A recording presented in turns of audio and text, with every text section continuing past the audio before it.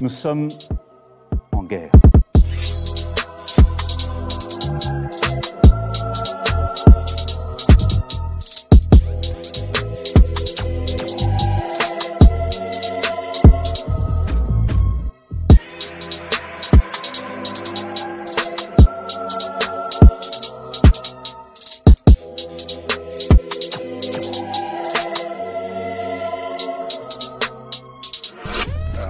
Il ne faut pas avoir peur.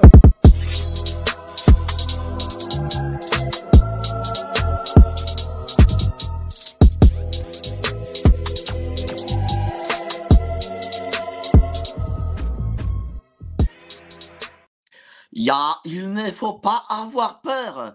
Bonjour à tous, vous êtes sur Géopolitique Profonde, la chaîne qui est là pour remplacer les médias subventionnés. Alors aujourd'hui, émission spéciale Coé, spéciale Sébastien Coé. Est-il un méchant garçon? Est-il un prédateur sexuel? Ou est-il essentiellement un don Juan? Voilà, comme on disait autrefois. Aujourd'hui, je reçois la sublime, la magnifique, la bien peignée Myriam Palomba, la papesse du people, journaliste spécialisée dans le people, la patronne, celle qui sait tout, qui a les oreilles partout, qui a les yeux partout, et qui va nous dire plein de choses qu'elle n'a pas dites ailleurs, parce que je sais qu'elle aime me donner des exclus, ma chère Myriam. Salut chère Myriam, comment tu vas? Ça va super, et toi? Ben, on essaye d'aller bien. Je vois que là, tu as fait un petit brushing et tout, Mais alors pas ou du tout tout, naturel. j'ai pas fait de brushing.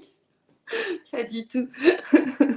Alors, actuellement, on a du top tendance, quelque chose qui fait l'actualité, qui n'arrête pas de faire de l'actualité, c'est l'animateur de Énergie 12, de Énergie, bref, je sais pas exactement. Enfin, en tout cas, Énergie. En tout cas, l'ultra connu animateur Sébastien Coé, il est dans la panade. Il est accusé de Pas le meilleur viol. moment de sa vie, mais bon, il a déjà vécu des moments un peu délicats, quoi, et c'est pas la première fois, hein. Il y a eu Ah, c'est pas la première fois. de ce type-là, si, mais après des moments où il a été, il y a eu la période sur Skyrock avec les allusions à Auschwitz qui lui a valu quand même d'être tricard pendant un certain nombre de temps. Il a été quand même au moins une fois épinglé par le CSA pour des propos qui étaient jugés ultra, comment dire, pas très féministes en fait, très dénigrants et par rapport aux femmes et misogynes. Il y a eu aussi il y a eu aussi l'épisode avec Rocco Siffredi et Cécile Dominibus. Donc, il a déjà vécu quelques tempêtes quand même, Coé. Mais là, effectivement, c'est une nouvelle tempête et on va voir si il va s'en sortir ou pas. Alors, Coé, qu'est-ce qu'il représente dans le paysage médiatique aujourd'hui? Alors, Coé, c'est quand même une grosse figure de la radio, hein. C'est certainement celui qui fait le plus d'audience. Il a commencé comme ça. C'est un Picard, un petit Picard qui voilà, rêvait de faire de la radio et qui a commencé très tôt et qui finalement a réussi à se faire un nom sur les ondes.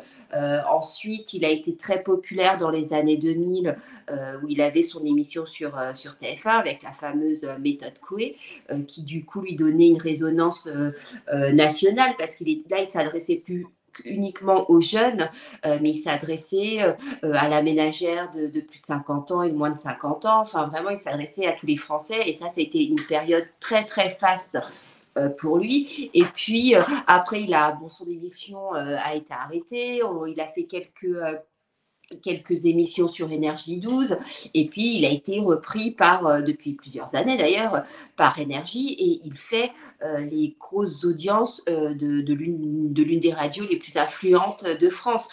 Faut quand même savoir que Coé, ça représente un quart des recettes publicitaires d'Énergie et que forcément se passer de cet animateur, c'est un préjudice financier important pour Énergie. Donc voilà, Coé, c'est vraiment comme comme aujourd'hui, comme à l'époque, il y avait D-Fool, etc. Coé était, voilà, c'était un peu les grosses figures des années 2000.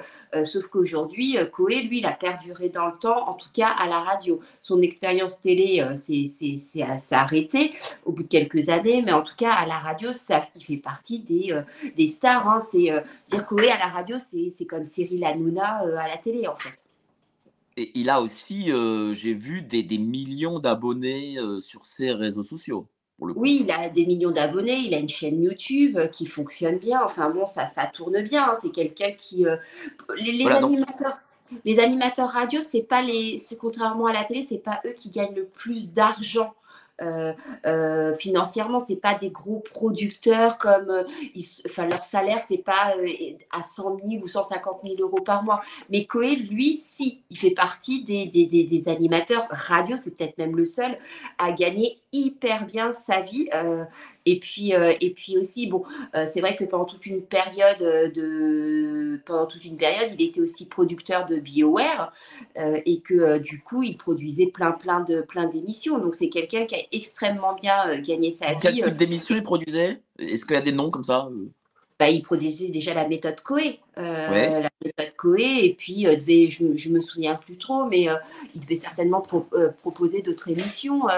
Voilà, je ne sais pas s'il y avait d'autres émissions. Je crois qu'il y avait d'autres émissions à l'époque avec Cartman, sur des chaînes comme Énergie 12, etc. Ça devait être lui qui devait les produire, certainement.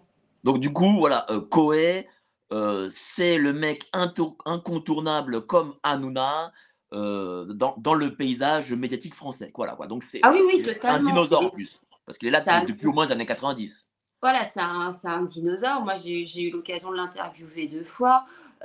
C'était quelqu'un qu'on voulait avoir à l'époque, surtout à l'époque de la méthode Coé. C'était quelqu'un de très dans le vent, même si on le décrivait un peu comme, ça lui plaisait pas d'ailleurs, l'animateur un peu populaire, mais dans le sens populaire au sens un peu pas ringard, mais un peu, vous voyez, un peu à la Bigard, quoi. Donc ça lui plaisait pas trop, mais en tout cas, il cartonnait à l'époque. Quel Il souvenir t'en cartonne toujours. gardes, Hein. quel souvenir t'en gardes des interviews que tu as faites avec lui? Alors, alors bon, moi j'ai même participé aussi une fois à son émission, parce qu'il a accepté de nous recevoir pour faire la promo d'un magazine que je lançais pour les jeunes, qui s'appelait WeBuzz à l'époque. J'ai eu un très bel accueil, c'était très sympa. Après ma première interview, je ne vous cache pas qu'avec Coé, c'est pas Enfin, si, au final, elle s'est bien passée, mais elle aurait pu très très mal se passer. Enfin, je vous raconte pour l'anecdote. Je me souviens à l'époque, bon, j'étais assez jeune. Ça faisait 2-3 ans que j'étais journaliste, et puis en fait il nous recevait dans son bureau à BioWare. Alors le bureau, c'était un truc de fou. Il avait un immense bureau qui devait faire, je sais pas, peut-être peut-être 60-70 mètres carrés, rien que son bureau, hein. Et puis, il y avait 2 immenses canapés blancs en cuir. Et puis, donc, il te reçoit. Là, moi, je me souviens, je me sentais toute petite. Donc, lui, il est sur son canapé, comme ça, un peu pacha. Et puis, en fait, était passé avant moi comment ça s'appelle, un journaliste de Closer. Et puis, j'entendais, en fait, tout ce qui se disait derrière la porte. Et là, je me dis, oh là là, l'autre, il lui pose toutes les questions, là. Moi, je vais arriver derrière. Il faut vraiment que mon interview soit différente. Donc j'arrive, et évidemment, j'appuie, je commence, bon, ah oui, super, vous faites de belles audiences, nanani, je lui pose 1 ou 2 questions sympas. Et puis la troisième, je me dis, allez, il faut y aller, il faut que tu aies un truc un peu différent de la concurrence. Donc, je commence à y aller un peu fort, justement sur cette image un peu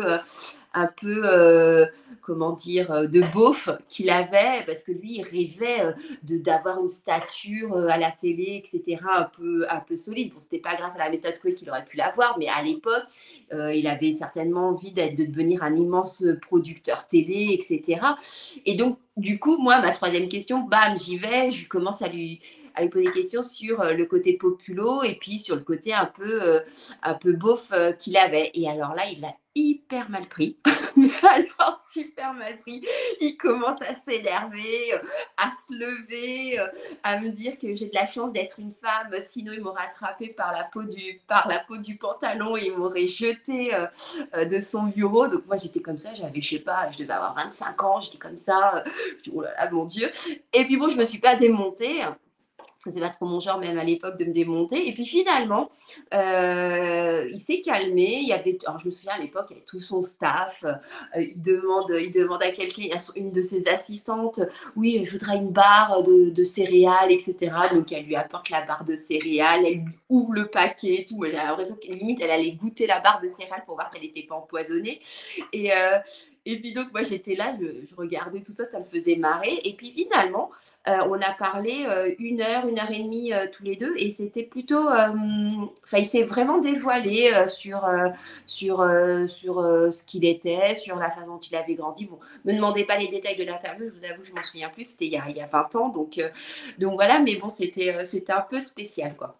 Mais oui, mais bon, en fait, Coé est comme beaucoup d'animateurs de l'époque, hein, ça a un peu changé aujourd'hui, mais moi je me souviens, hein, la première fois que j'ai interviewé Jean-Luc Delarue, pareil, hein, grosse cata, quoi. C'est vraiment des gens qui étaient vraiment comment dire, c'était les big boss, quoi. C'était les grosses figures de la télé, de la radio, donc bah, forcément, ils avaient un Est-ce peu que déjà, toi, en tant que journaliste, t'entendais peut-être des rumeurs à l'époque sur Coé? Non, en fait, toutes les rumeurs qu'on avait, essentiellement, c'était sur sa relation avec Cécile de Ménibus. C'était un secret de polichinelle. Bon, ils n'ont jamais avoué, donc je vais pas faire de coming out, etc. Mais c'est vrai que ça parlait bon train, ça parlait énormément Ils ont fait comme Jean Dujardin et Alexandra Lamy, quoi, en gros. Oui, oui, en gros. Mais bon, ça n'a jamais été officiel. Voilà, enfin, il n'y a jamais eu de révélation. Mais c'est vrai que nous, en tant que journalistes, enfin, on voulait tous, c'était avoir ce scoop-là où enfin, ils avoueraient tous les deux qu'ils étaient ensemble. Voilà. Mais c'était la seule chose, on n'entendait rien d'autre sur lui? C'était pas quelqu'un d'un peu extravagant, qui avait ou je sais pas, dont on savait qu'il avait une vie un peu, dissolue ou Non, vie dissolue, non, parce que bah, il était marié, il avait des enfants. Voilà, c'était. Après, ce qui se disait, c'est qu'il n'était pas très facile. C'était pas le mec le plus facile à vivre au quotidien, mais enfin en tout cas au niveau professionnel, j'ai envie de dire, mais pas plus que les autres. Enfin, à mais cette malgré époque-là. tout, il était marié et vous pensiez qu'avec Cécile de Minibus, il y avait quelque chose? Bon, en tout cas, enfin, je vais pas, j'ai pas envie d'être attaquée en justice, hein, mais, mais Non, mais oui, vous avez quelques doutes, quoi, voilà, c'est ah non, mais inconditionnel. j'avais pas beaucoup de doutes, hein, mais en tout cas, c'était Bon, effectivement enfin voilà, c'était de ça dont on parlait surtout nous entre nous, quoi. Et d'accord. c'était le scoop qu'on avait tous envie d'avoir quand il s'agissait quand on interviewait Coé. Mais qu'est-ce que pourquoi vous le pensiez ça? Juste parce qu'elle travaille avec lui?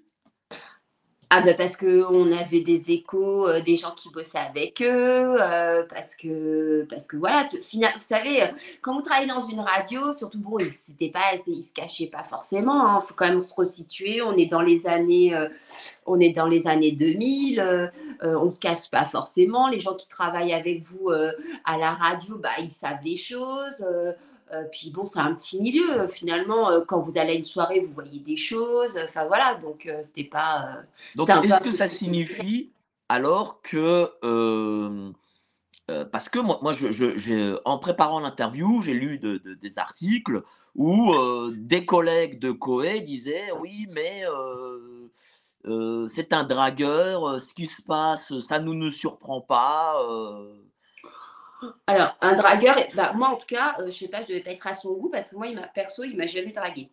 Moi, je vous dis, il a voulu me foutre dehors de son bureau, assez façon virulente. Donc voilà. Après, Bah, vous savez, c'est à cette époque-là, et d'ailleurs, je ne sais pas si c'est toujours le cas parce que je traîne plus trop, mais moi qui à l'époque, bon, traînais un peu partout, il y avait énormément, mais que ça soit lui ou des gens comme Diffoul, etc., il y avait beaucoup de gamines qui traînaient devant les radios, qui attendaient qu'une chose, c'est de pouvoir monter, participer à l'émission, enfin, c'était vraiment à l'époque, il y avait des vraies stars de la radio et Coé en faisait partie. Et il y avait beaucoup de gamines qui étaient là.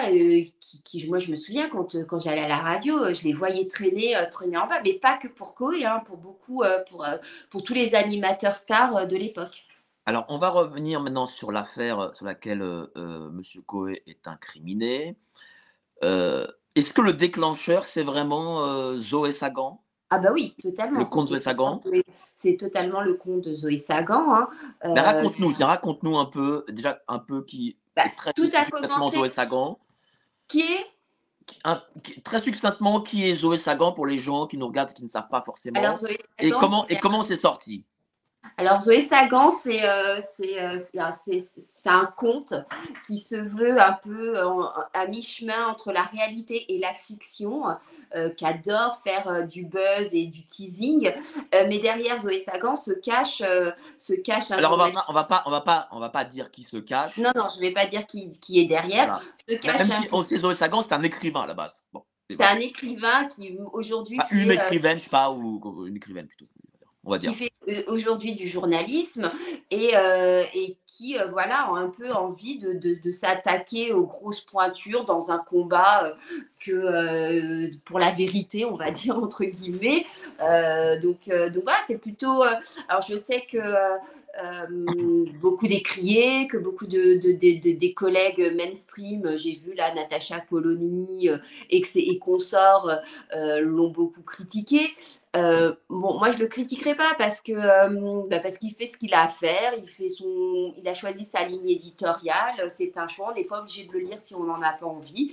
Reste que sur cette histoire, il a levé un lièvre et que ce lièvre. Mais comment il a fait pour lever ce lièvre? Pardon?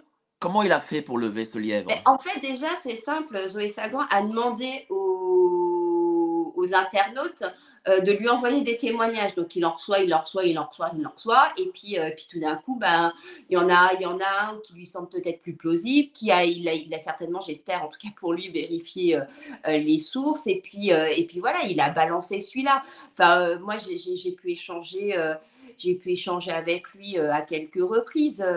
Voilà, sur ce truc-là, il était sûr de lui, donc il a décidé de balancer. Mais ça a commencé en fait le 13 novembre, le 13 octobre, pardon, quand il a sorti les échanges très salaces de SMS qui sont censés être des échanges, des SMS qu'a envoyé Coé à cette jeune fille, Julie. Qu'est-ce que disaient ces SMS? Ah bah... non, je peux pas là, enfin, c'est vraiment dégueulasse, c'était des trucs sexuels. Très cru. Ah oui, c'est très cru. Je vais pas rentrer dans le détail. Mais disent un truc comme ça, histoire de, disant un qui soit moins cru que les autres. Non, mais en gros, il parlait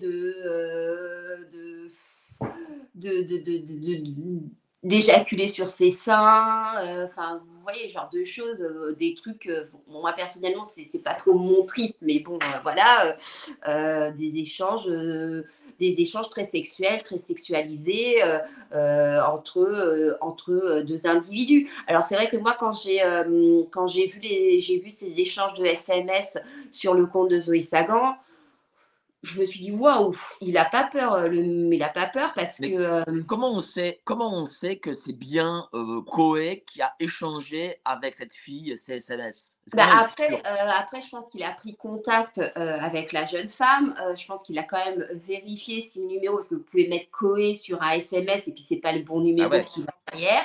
Donc j'espère, il a dû vérifier quand même que le numéro en question était bien celui de Coé. Et puis après, voilà, il discute avec la nana et elle a dû lui envoyer plein d'échanges. Et puis voilà. Est-ce que la fille qui a discuté avec Coé sur ces SMS, c'est la même qui aujourd'hui accuse Coé de viol? Ah bah oui. C'est la même. Oui, c'est la même. Oui, c'est la même. Donc du coup, quand lui, il lui dit ces trucs un peu, voilà, porno, on va dire, est-ce qu'elle comment elle répond? Elle lui Ben, répond c'est pour ça que moi je me suis méfiée de ces SMS quand ça a été balancé. Moi j'ai pas bon, c'est vrai que moi sur mon compte Twitter, c'est pas le genre, enfin moi je traite pas ce genre d'infos sur mon compte Twitter. J'ai des magazines People, enfin je mélange pas les genres.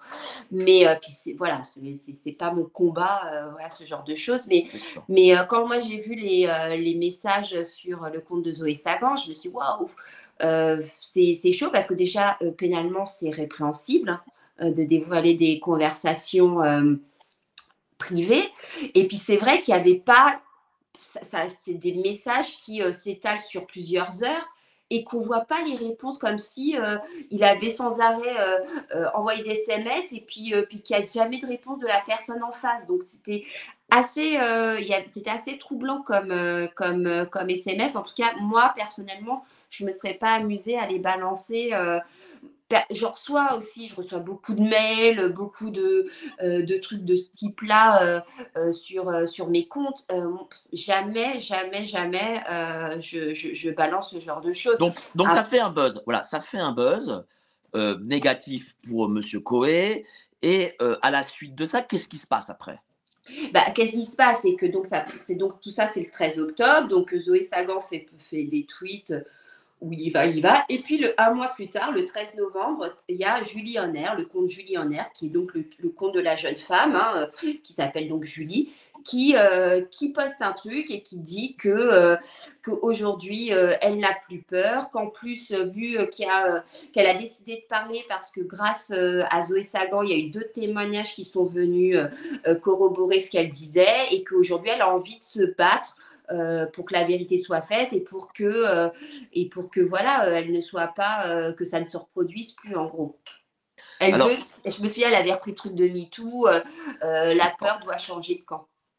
Alors je sais qu'il y a eu un article sur Nouvelle Obs, écrit par madame Emmanuelle Anison que nous recevrons en janvier. Voilà, j'annonce, on recevra Emmanuelle Anison en janvier pour en parler parce qu'elle m'a dit: «Oui, mais je vais encore enquêter, machin». Bon bref, bon, OK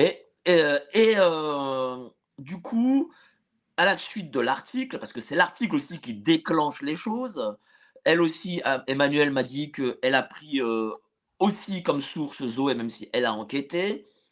Heu, Toi, tu passes sur tes PMP. Est-ce que toi, derrière, tu as fait ta propre enquête? Alors oui, j'ai fait ma propre enquête. Il s'avère qu'en fait, les choses sont un peu venues à moi naturellement parce que des gens que je connaissais très bien, je vais pas donner mes sources, mais des gens que je Non, connaissais non, mais très bien. je ne te le demande pas, hein, Ouais, t'inquiète ouais. pas. Des Vas-y. gens que je connaissais très bien, en fait, quand cette histoire est sortie, ils sont venus me parler et de me raconter leur propre expérience. Donc, des gens, vraiment, quand je vous dis très bien, c'est vraiment des gens que voilà, je connais très bien et dont je ne vois pas l'intérêt pour eux de me raconter des C'est-à-dire, ils bobards. parlent de leur expérience, c'est-à-dire qu'ils ont Ben, travaillé si vous pour voulez, Coé. je connais des gens qui ont Ah, travaillé avec lui et qui, du coup, d'accord. ont été un peu, ont un peu parlé, enfin, même beaucoup parlé, m'ont raconté. Alors moi, j'ai pas eu, contrairement à Zoé Sagan, parce que j'ai pas eu de témoignages de personnes qui étaient mineures au moment des faits.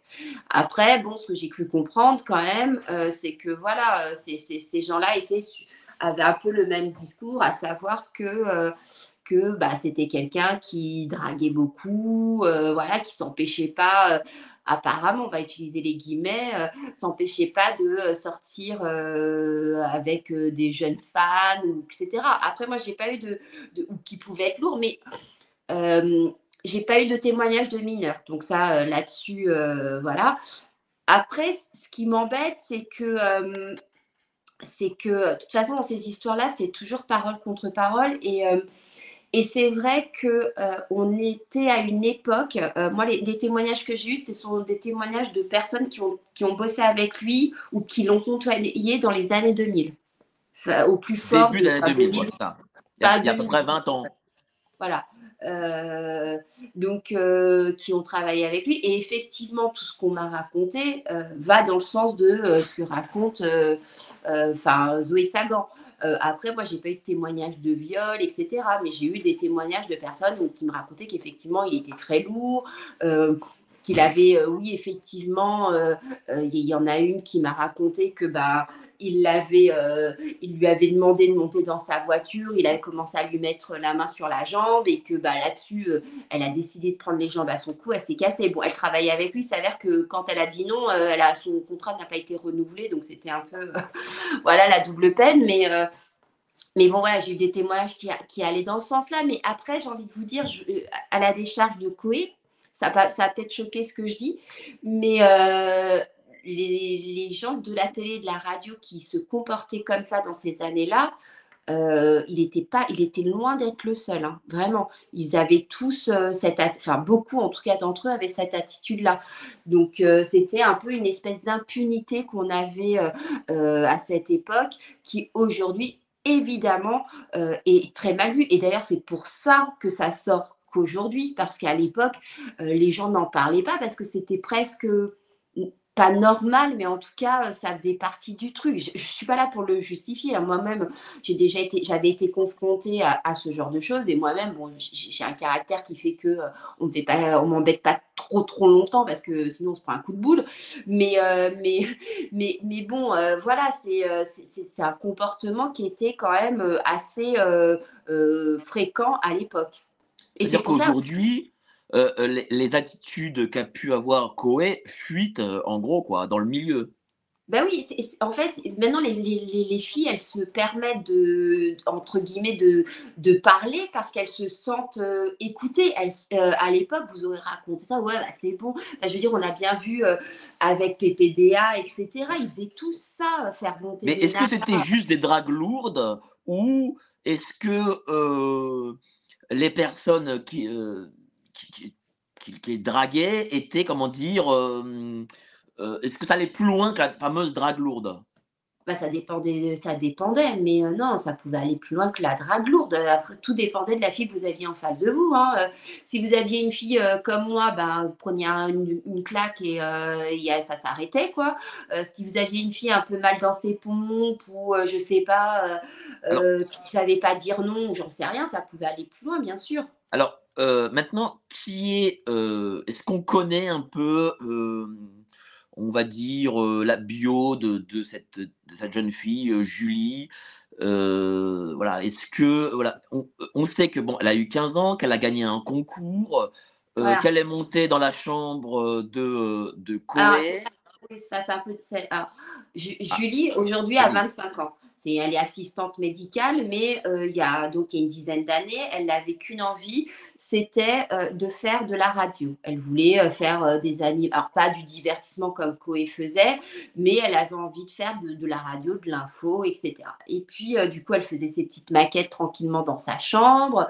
Et un jour, elle a eu cette chance, entre guillemets, parce que je pense que pour elle, ça a été plutôt une malchance, de gagner un concours sur énergie où en fait elle pouvait passer une journée avec Koé à Disneyland et ses équipes. Donc là-dessus, elle y va, ça se passe bien. Et c'est là où c'est un peu bizarre, c'est que bon, à ce moment-là, elle a 15 ans, hein, quand les faits quand ce séjour à Disneyland intervient, elle a que 15 ans. Et Koé, à ce moment-là, lui dit, écoute, tu habites près de Genève, puisque visiblement elle est à la frontière suisse. Je vais faire un mix dans quelques semaines là-bas. Est-ce que ça te dit de venir et tout, voilà. Bon, déjà, ils échangent leur numéro de téléphone. Bon, moi perso, j'échangerai pas mon numéro de téléphone avec un gamin de 15 ans. Mais bon, peu importe, voilà, je sais pas dans quel contexte c'était. Ils échangent leur numéro de téléphone. Elle dit ah ouais, super, etc. Et puis finalement, elle se rend à ce mix à Genève. Elle y va avec sa sœur et son beau-frère. Et c'est là, donc ils sont dans un hôtel. Je crois que ça s'appelle l'hôtel, c'est le Movenpick, je crois. C'est un hôtel qui est pas loin de l'aéroport de Genève. Où il y a un casino, il y a plein de, enfin c'est un gros truc, quoi. C'est une grosse chaîne. Et puis du coup, ils boivent un verre avec le frère et le beau-frère. Et puis là, Koé dit à Julie, écoute, je vais aller me préparer pour ce soir. Est-ce que ça dit de monter dans ma chambre 5 minutes? Comme ça, tu me fais écouter ta maquette. Donc là, Julie, elle est en transe. Ouais, super, Koé va écouter ma maquette et tout. C'est le début de la gloire. Enfin, ça va peut-être me. Et puis c'est là que ce serait passé, selon ses dires, se serait passé ces fameuses minutes où Koé lui aurait demandé, aurait déboutonné un peu son pantalon, aurait sorti tout l'attirail et lui aurait demandé une fellation qu'elle aurait exécutée en quelques secondes parce que le téléphone de sa Non, mais sœur. alors, elle a exécuté cette fellation sous contrainte ou pas? C'est là, mais c'est toujours ça qui est compliqué. Non, mais elle, qu'est-ce qu'elle dit? Qu'est-ce qu'elle dit? Est-ce que c'est une. Elle Elle dit dit qu'elle s'est oui. sentie forcée. Elle dit qu'elle s'est sentie forcée, mais il lui a pas pris la tête comme ça et voilà. Elle dit qu'elle s'est sentie. Mais là où c'est problématique, c'est parce qu'à ce moment-là, elle n'a que 16 ans. Elle est mineure. Donc de toute façon, que ça soit avec ou sans consentement, c'est punissable par la loi puisque elle était mineure. Vous voyez, Oui, c'est un détournement de mineur. voilà. Donc la question du consentement se pose pas trop, j'ai envie de vous dire, pour cet acte, si il a été avéré. Est-ce que Koé savait son âge? Est-ce que cette scène s'est vraiment passée? Voilà. Après, c'est la justice qui va. Est-ce que le beau-frère et la sœur peuvent témoigner qu'en effet, elle est montée dans la chambre de. Ah bah bien sûr, mais moi j'ai eu l'un des bookers de cet D'accord. événement qui m'a confirmé en tout cas la présence de Julie et de sa sœur et de son beau-frère à ce moment-là. Voilà, donc ils étaient bien là à ce moment, à ce mix à Genève dans cet hôtel. Après, ce qui s'est passé dans la chambre, malheureusement, juste Koé et Julie peuvent en témoigner. Mais oui, sa sœur, évidemment, va être entendue par la police, le beau-frère aussi, plein de gens vont Mais être entendus tu par as, la tu as police. parlé au début des SMS. Je Mmh, sais que Julie, moi je ne regarde pas TPMP, mais je sais qu'elle est venue à Hier, ouais. TPMP. Mmh. Est-ce qu'elle a gardé ses SMS? Est-ce qu'elle a pu montrer ce téléphone Ah bah, bien sûr, évidemment, c'est bien sûr qu'elle a gardé les SMS et que c'est ça qui va peut-être lui Ah, mais permettre. est-ce qu'elle vous a montré à vous Non, à moi non, TPMP? Julie, je l'ai jamais eu. J'ai eu D'accord. beaucoup de retours sur elle parce que voilà, les gens qui l'ont interviewée, et cetera, m'ont contactée, mais moi je n'ai jamais eu en direct, de Julie. Le truc, c'est que, oui, elle va certainement montrer, bah, si elle le fait pas, c'est qu'elle a un problème, les preuves qu'elle a, les échanges qu'elle a. Mais ce que j'ai cru comprendre, c'est que Koé aussi avait, des échanges qui prouvaient sa bonne foi. Donc, bon, ça va être parole D'accord. contre parole. Et après, pendant combien de temps, on sait combien de temps ils se sont échangés ces SMS ou pas? Ah bah, ça a été sur une longue période il y aurait eu un deuxième viol l'année dernière dans un parking. Donc Alors ça que aurait duré presque 9 ans. voilà, donc en gros, ils ont jamais, vraiment enfin, ils ont toujours été en contact et puis moi, ce que j'ai quand même compris, c'est que Julie, heu était dans cette sphère-là, n'a jamais quitté cette sphère de C'est-à-dire? radio, de Elle a de travaillé, par exemple, pour Énergie, ou des choses comme Elle a ça? pas vraiment travaillé, mais moi je sais qu'elle a travaillé aussi pour la télé, enfin c'est un environnement dans lequel, c'est un environnement dans lequel elle a toujours, flirté en fait. Elle a travaillé pour la télé. Qu'est-ce qu'elle a fait comme métier? Non, mais je sais que par exemple, c'est ce que disait, Cyril, Hanouna, il y a quelques jours, où il racontait qu'elle avait bossé avec eux aussi, donc il la connaissait, enfin elle a toujours je pense, moi ça m'embête de parler à sa place parce que je ne l'ai pas interviewée, mais elle a toujours côtoyé ce milieu et ça s'est jamais arrêté malgré, l'épisode de Genève qui aurait pu, peut-être la dégoûter et lui donner, le déclic en disant: «Faut que je fuis tout ça, quoi». Bah, surtout que là, on apprend que voilà, ils se sont échangés 9 ans, pendant 9 ans, ils ont eu des contacts, quoi. Bah, c'est ça qu'elle raconte, elle. C'est ce qu'elle raconte, c'est qu'elle a eu après une pression d'enfer par SMS, etc. Donc, Oui, mais elle peut avoir une pression d'enfer, pendant 3 semaines, un mois, mais pas pendant mais 9 ans, quoi. elle a continué, effectivement, elle a continué à aller à des émissions enfin, à participer aux émissions dans le public, etc. Elle a continué à aller à la radio, elle n'a pas, Mais enfin, elle a pas est-ce coupé que les ponts, hein. peut-être c'est possible parce que parfois les victimes aussi sont sous emprise? Est-ce qu'elle, elle était sous emprise peut-être de Koé? Ben, c'est ce qu'elle dit, c'est ce qu'elle dit et c'est vrai que nous, pour nous, communs des mortels, c'est un peu compliqué à comprendre, hem, voilà, c'est quand même très compliqué de comprendre cette emprise-là. Après, voilà, il faut quand même aussi savoir qu'elle était jeune, que bah, forcément, elle avait très envie de réussir, que peut-être qu'elle s'est dit, elle a dédramatisé en disant que c'était peut-être pas si horrible que ça ce qui lui était arrivé. Enfin, il peut se passer plein de choses dans la tête de quelqu'un, et c'est pour ça aussi qu'il va y avoir des expertises médico-légales où elle va rencontrer des psychologues Et, pour un peu faire son profil psychologique. et donc, du coup, est-ce qu'on sait comment s'est passé le deuxième, je mets au conditionnel, viol?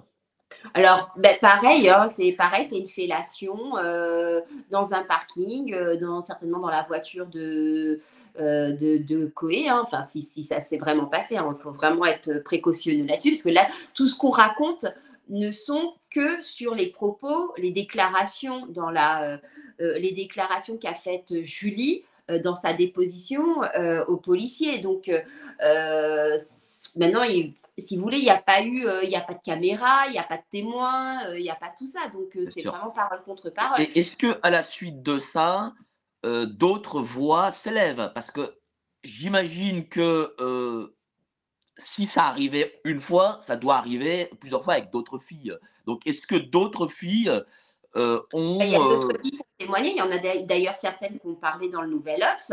Il y en a une, la fameuse Mathilde, comment s'appelle, s'était d'ailleurs exprimée sur Twitter. Il y a aussi une stagiaire qui raconte que non seulement elle a été victime parce qu'elle faisait un stage donc à BioWare, donc il y avait une espèce d'open space, donc il était apparemment, selon ses propos, Koé était bien lourd, il venait l'embrasser dans le cou, il lui disait allez, dis que t'es amoureux de moi, dis que t'es amoureuse de moi, enfin un truc de la gênance totale.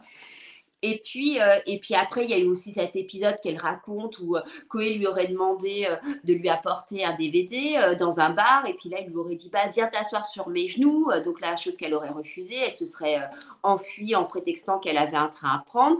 Et puis, lors d'un tournage d'une émission, Bienvenue chez Koé, il l'aurait, selon ses propos, coincée dans sa loge et l'aurait plaquée contre le mur pour la forcer à l'embrasser. Bon, il s'avère qu'elle a réussi à se dégager, qu'il y avait il y avait des gens dans la loge, donc ça n'a pas été très loin, mais elle a dit, ce qu'elle dit, hein, c'est tout le monde rigolait comme si c'était marrant. Et puis, ce qui est dit aussi, c'est que tout le monde rigolait de cette drague méga lourde, hein, qui peut aller même plus loin que la drague, hein, qui peut aller jusqu'à l'agression sexuelle.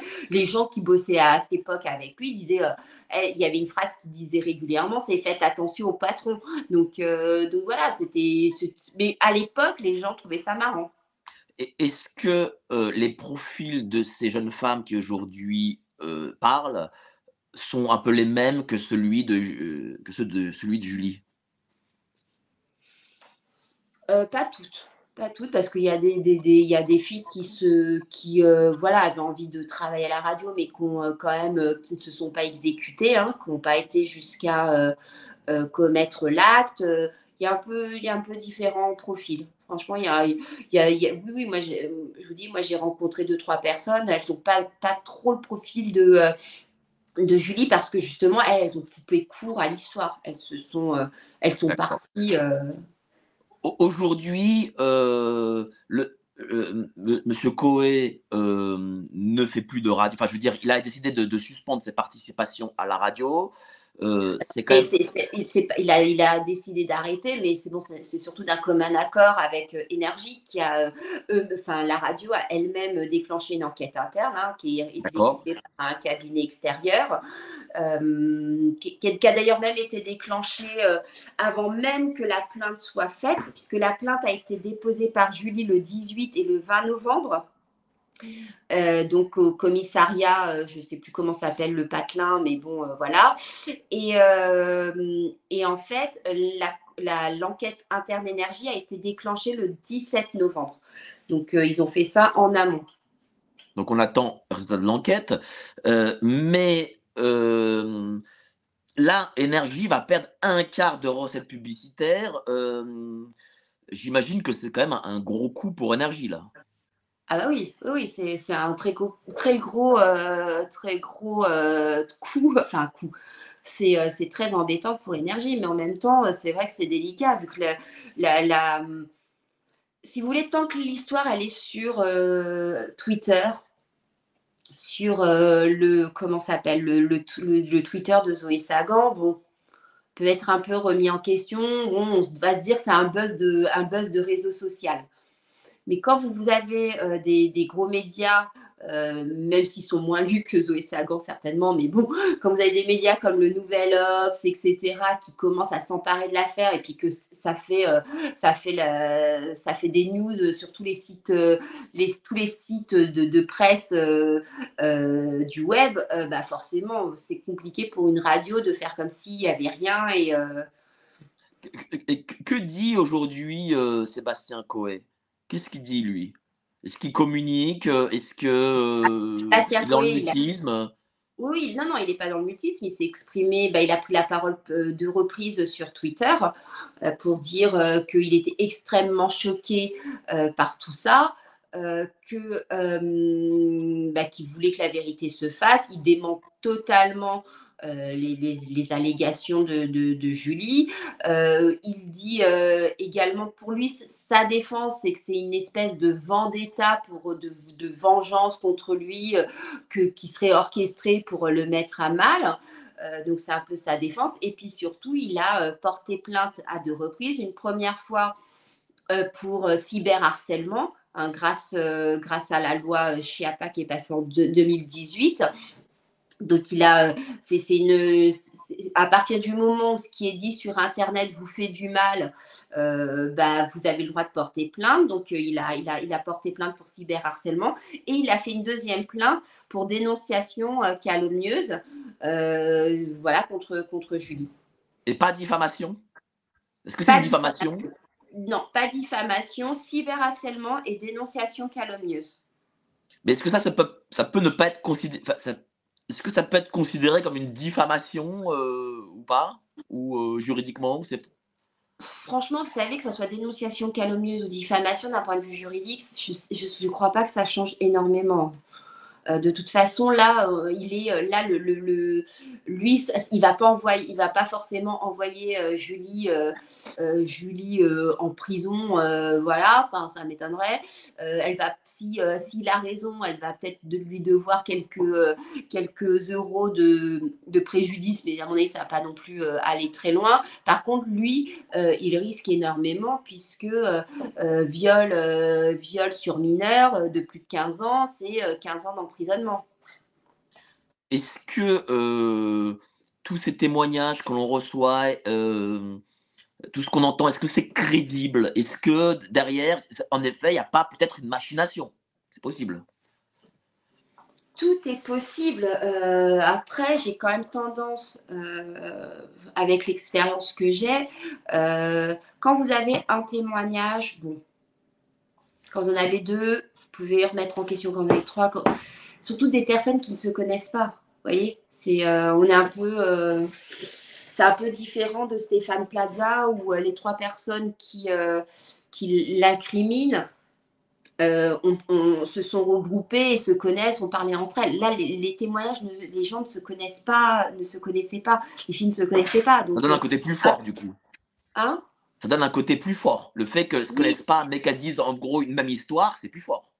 Oui, après, c'est là où tout le travail de la police sera à faire.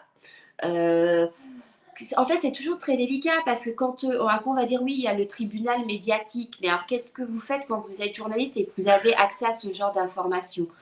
Soit vous décidez de ne rien dire et voilà, soit vous mettez ça en lumière, soit vous appelez directement la police, je sais pas. Enfin, c'est très compliqué.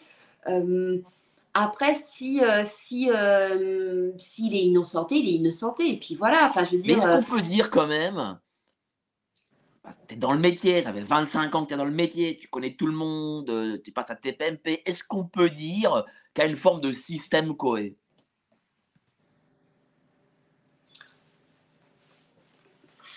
Non, il n'y a pas un système Coé. Moi, j'ai cette intime conviction que c'était une. Alors, je ne sais pas du tout pour le justifier, mais c'est pour l'avoir vécu. Que c'était des façons de procéder qui paraissaient aux yeux de tout le monde hyper normal. Vraiment. On est à une autre époque.